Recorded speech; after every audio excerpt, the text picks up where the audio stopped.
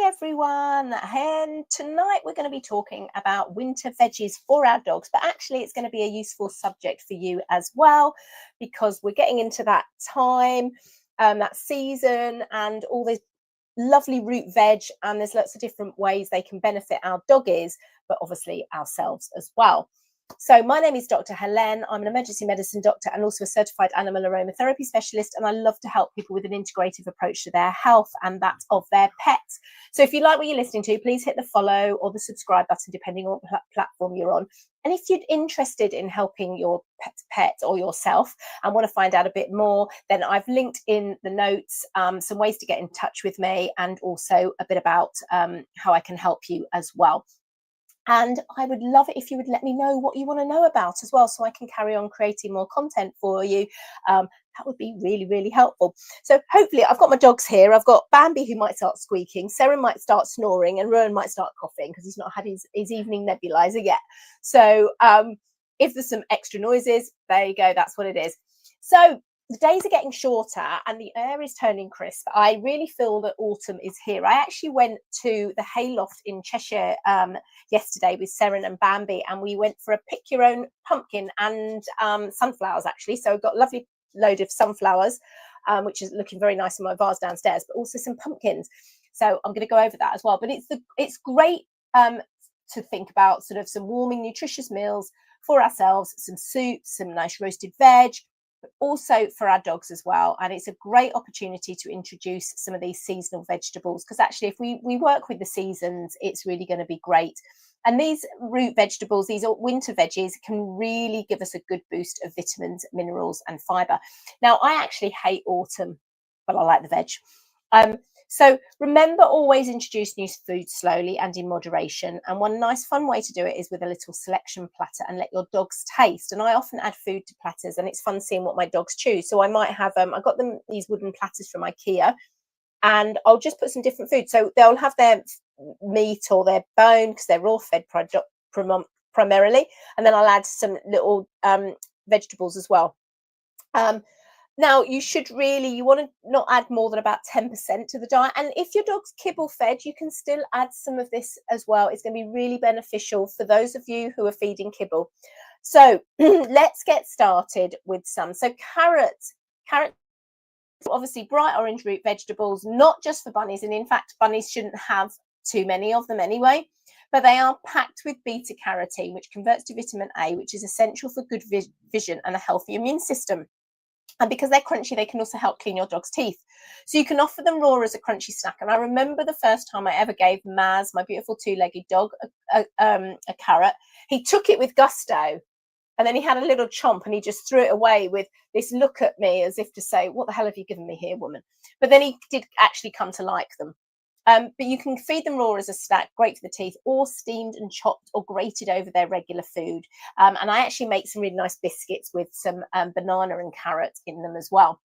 Then we've got sweet potatoes. So these are brilliant. So great for us as well. A powerhouse of nutrients. Sweet potatoes are rich in dietary fibre, vitamin B6 and C, and manganese. They're also delicious and a great option for sensitive tummies.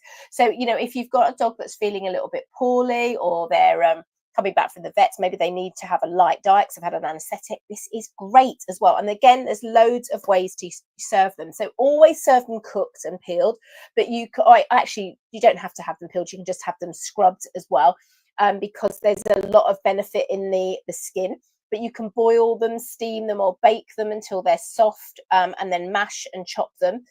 I also, what I do with them as well is I'll often dehydrate slices on my dehydrator, and give them to the dogs that way. I remember the first time I did it, I actually did it for Doris Bunny, and she wasn't so keen, so the dogs really enjoyed the treats. But it's a really, really, they're quite a nice little snack for them to have as well, if you've got the patience to do that. I might have to get back into doing some more dehydration, because I haven't been doing that. But really great.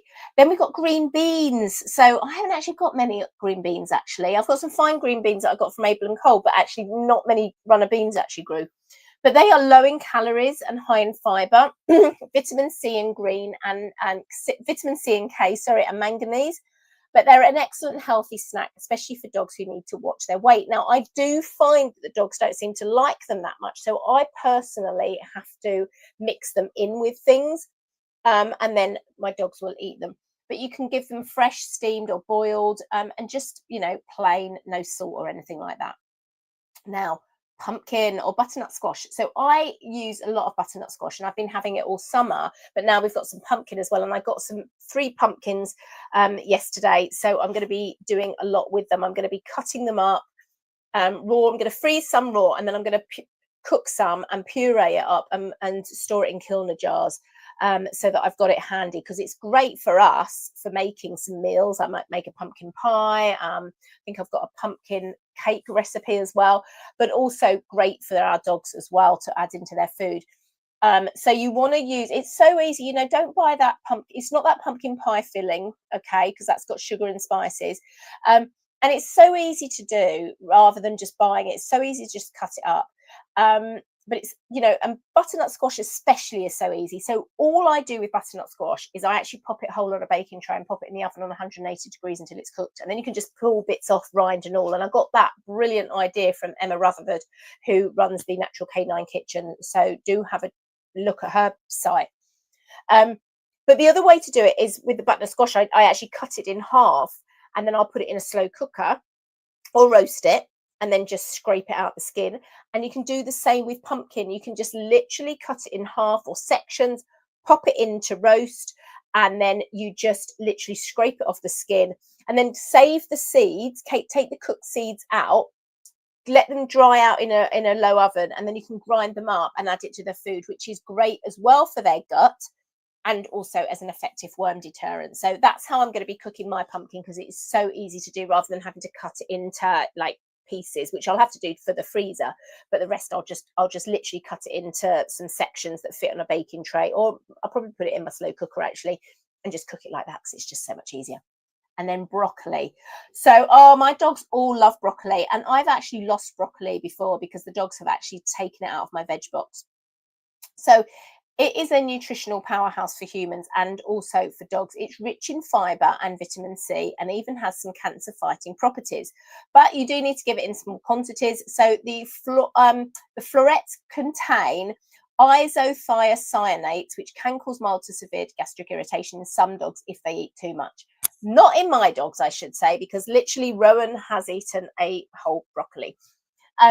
And you can offer small cooked pieces of the stalk or florets as an occasional tiny treat as well. So what I do is I literally cut the florets up and I steam them and add them to the food. And then the actual stalk, I actually cut up, and I will cook that longer because it's harder. And then I'll typically mix it up maybe with some coconut oil and some seeds. And then I'll mix that into the food as well, some ground seeds. So the pumpkin seeds would be great, and the dogs absolutely love it. So just some little ideas for you, but remember, moderation is key. So they treats, you can use them as treats and to make up a small part of your dog's diet, no more than 10% really, because you don't want to send all the balance out of whack. Introduce slowly, one at a time and in small amounts, but rotate round, because obviously by rotating your food, and that's not just the veg, it's just your food in general, the protein sources that you're using and other things, it's going to make sure that your dog has the full spectrum of what they actually need. And obviously always monitor your dogs for signs of an allergic reaction or an upset tummy.